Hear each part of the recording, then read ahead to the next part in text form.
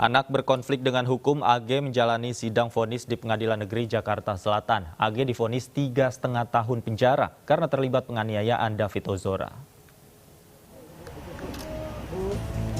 Mantan kekasih Mario Dandi Satrio, AG mendengarkan vonis hakim di Pengadilan Negeri Jakarta Selatan.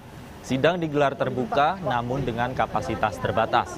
AG bersama tim kuasa hukumnya hadir secara langsung di Pengadilan Negeri Jakarta Selatan. AG divonis 3,5 tahun penjara karena terbukti terlibat penganiayaan terhadap David Ozora. Dengan demikian, vonis hakim lebih ringan dari tuntutan jaksa yang sebelumnya menuntut AG 4 tahun penjara.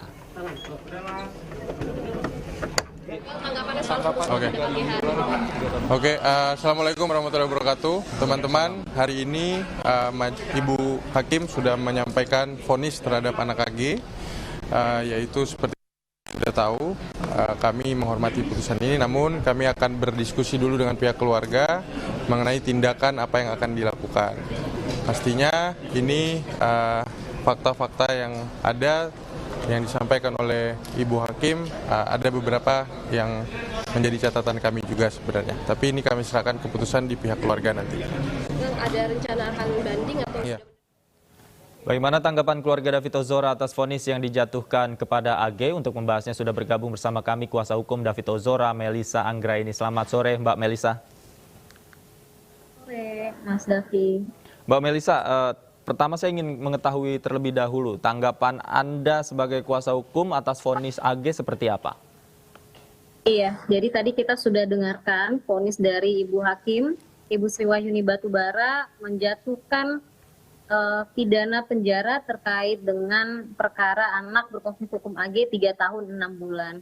Memang secara ekspektasi dari kami dan keluarga memang masih di bawah dari batas maksimal yaitu 6 tahun. Juga masih di bawah tuntutan jaksa penuntut umum. Namun tadi kami mendengarkan seluruh pertimbangan yang disampaikan oleh Hakim Tunggal ini sudah memenuhi seluruh unsur-unsur pasal 355 ayat 1 Junto 55 KUHP, di mana tindak pidana turut serta atas penganiayaan berat terencana terpenuhi secara sempurna. Nah, sehingga dalam hal pertanggungjawaban pidana terkait pelaku anak ini tidak ada pemaaf ataupun alasan pembenar. Namun, Hakim Tunggal menyampaikan ada hal-hal yang meringankan terhadap anak pelaku ini, dan kami dari kuasa hukum dan keluarga tetap menghormati dan menghargai keputusan dari Hakim Tunggal. Terkait dengan upaya hukum selanjutnya kami serahkan kepada jaksa penuntut umum, nanti kita akan berkomunikasi, tetapi tetap kami melihat dalam pertimbangan sudah menjawab secara keseluruhan bahwa peranan dan perbuatan jahat yang dilakukan oleh pelaku anak ini sudah terbukti secara keseluruhan.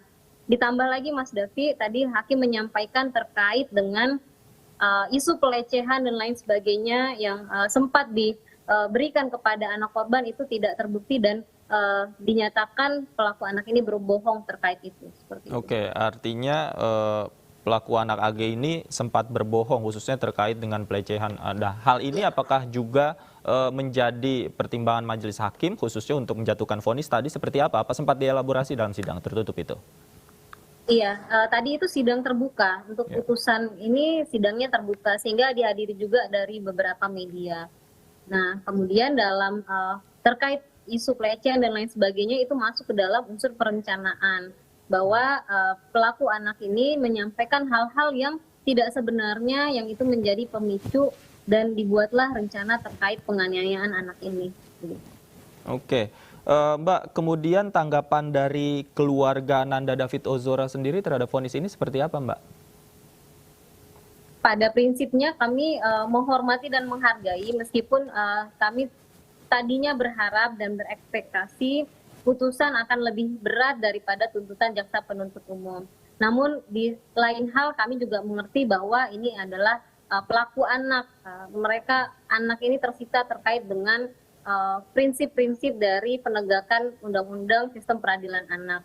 Namun demikian kami melihat hakim sebenarnya sudah cukup cermat melihat perbuatan demi perbuatan yang dilakukan oleh pelaku anak sehingga seluruh pasal sebenarnya sudah terpenuhi, Mas. Hanya ada unsur-unsur yang meringankan yang terutama disampaikan anak yang masih muda, orang tuanya yang sudah sakit dan lain sebagainya. Tetapi secara perbuatan tidak ada yang bisa dibantah sehingga dia tetap dilakukan, dan ini pidananya pidana penjara anak di LPKA. Jadi beberapa ekspektasi kami terpenuhi, namun terkait dengan maksimal yang belum terpenuhi, itu yang nanti kita akan bicarakan lebih lanjut dengan jaksa penuntut umum. Oke, Mbak Melisa, terakhir kemudian upaya apa selanjutnya akan ditempuh oleh kuasa hukum David Ozora, khususnya dari pihak keluarga terhadap vonis ini? Tadi Anda katakan mungkin berkonsultasi dengan jaksa penuntut umum, apakah ada hal lain juga yang mungkin nanti akan dilakukan? Ya, kalau terkait dengan berkas anak berkonflik hukum AG mungkin hanya terkait komunikasi langkah upaya hukum selanjutnya.